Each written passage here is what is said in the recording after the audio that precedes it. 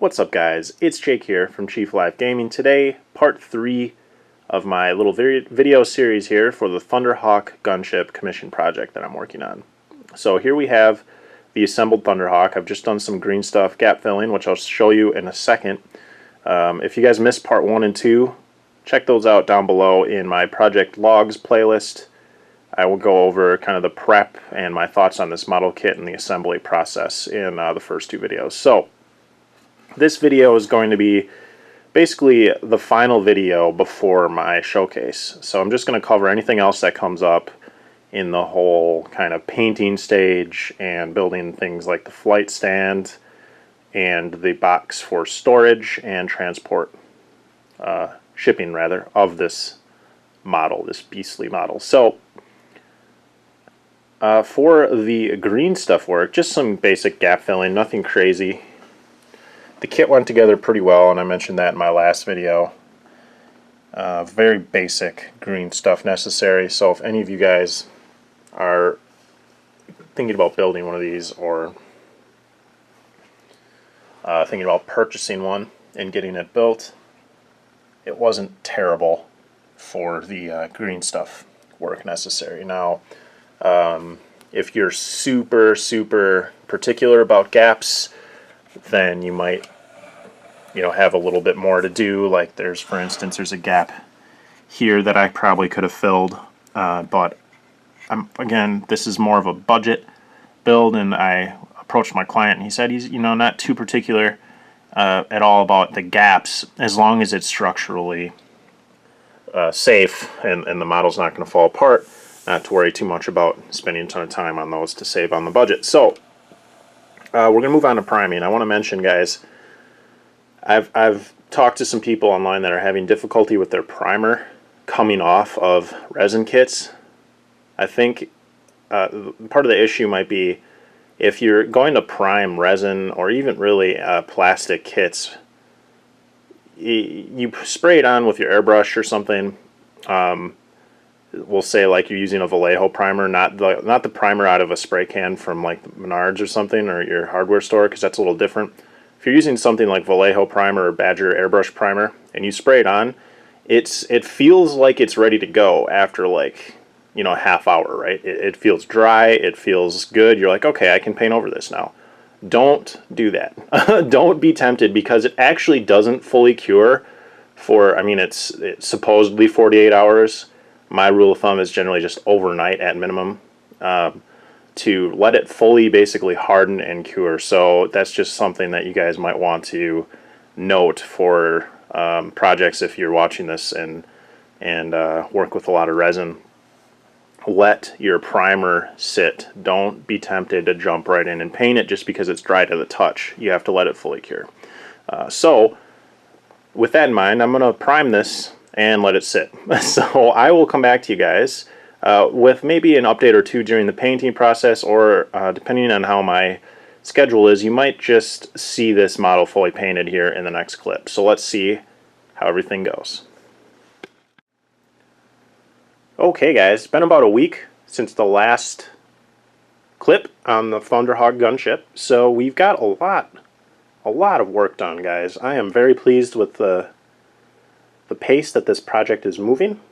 So I thought it would be time for an update. I think this will probably be the last clip of this video. I'm just going to talk about my kind of closing thoughts on this project before I finish up the paint scheme and then show you guys the showcase video. So we are, I would say, roughly 3/4 of the way done with the paint job. Just basically some detail work, brush work, and some effects like the heat effect on the barrels and the exhaust tips, that bluing effect on all the engine exhausts, and the turbo laser here to finish this paint scheme up. So you might notice that the wings are now detached and removable. So it was really bugging me. I was just not happy with my decision. I felt like I needed to make it right and make these removable, just for the convenience of transport, the convenience of storage, just the size of the box that you would need to store it with the wings on. Yes, it was much safer and less risk of damaging not only the model but the paint job in the long run, but it's just not worth the trade-off of the size of the box that it's going to take up for a model that probably won't be used more than a few times a year, or for the average gamer. So I removed the wings. They are pinned and magnetized.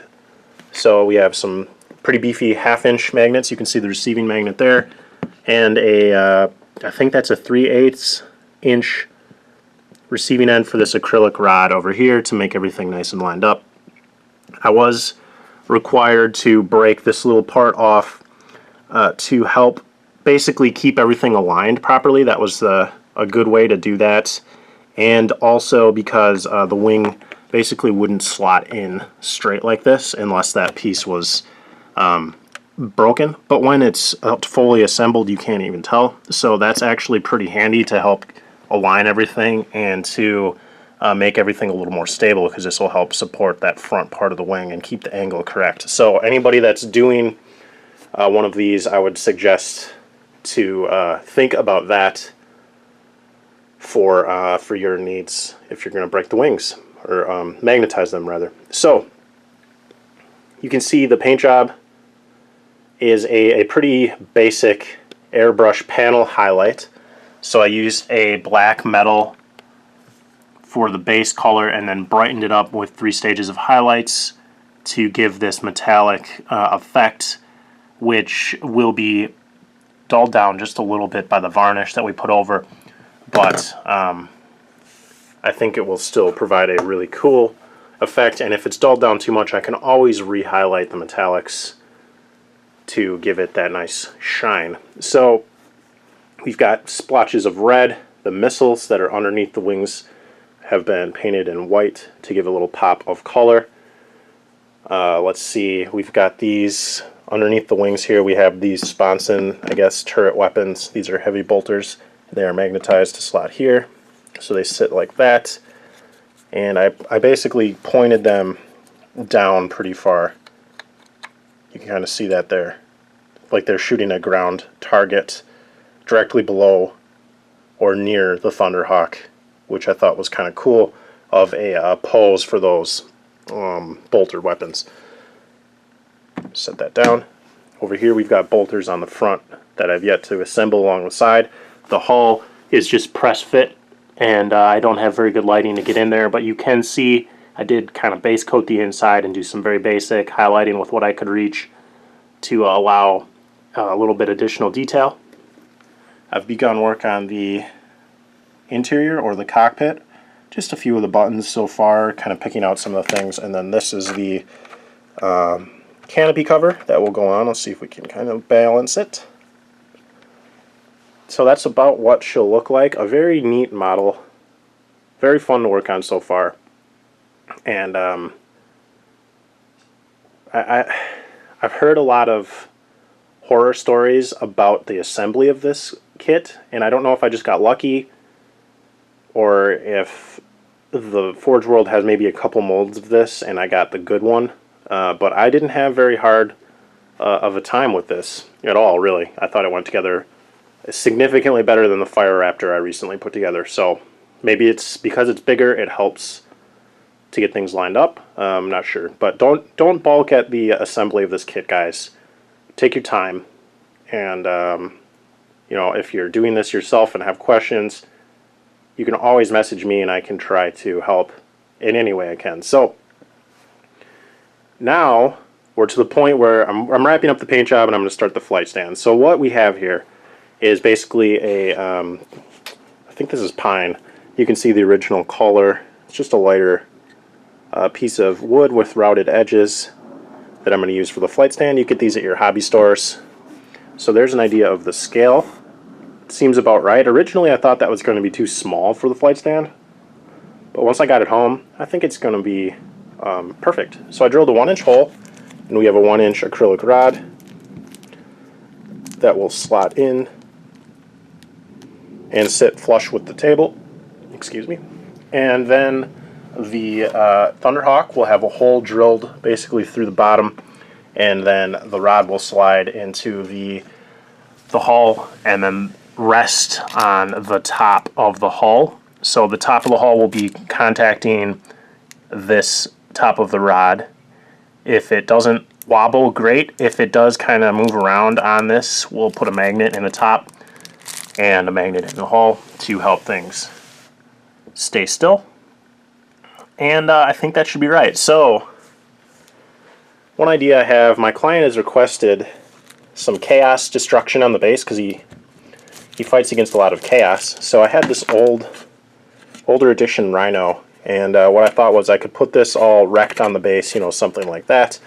And then I have this lead, basically an ingot, which if you've ever held any lead, like fishing weights or anything like that, lead is very heavy. So I can hide this basically inside the hull of this Rhino, and it will help give some weight to this base and just make everything a little more stable, which is a really good plus because you definitely don't want your Thunderhawk to tip over on the tabletop. So for the case, or how I'm going to ship it, I bought a Rubbermaid container, and you can ship a Rubbermaid just in itself. You don't have to put it inside of a box or anything. So I'm going to use some pink foam extruded polystyrene, cut out the shape of the different components of the ship so that they slide down into the Rubbermaid nice and snug, and hopefully I can fit everything nicely and kind of jigsaw it inside of that case and send it on its way, so it'll be nice and convenient for storage purposes and transport. Now, if you guys do have any additional questions or comments, concerns, ideas about this project, please let me know. I really like to hear what you guys think about my different projects here. This is a project log for my client to see my progress and my thoughts, as well as for my viewers, just to get an idea of my process when I do commissions for clients. I like to keep everybody very well informed. There's a lot of email communication back and forth because it's, at the end of the day, something that they are paying for, and I want to provide exactly what they're, what they have in mind when they get a commission. So thanks a lot, guys, for sticking around through the video. I'm very excited to finish this project up, and I'm just going to give myself a little bit of time. I'm not going to rush through this, guys. So hopefully within the next week I will upload basically the end video with the showcase of this model, and then I can show you the finished flight stand and the transport case and everything like that. So hope you guys are having an excellent day. I'll see you in the next video. Bye now.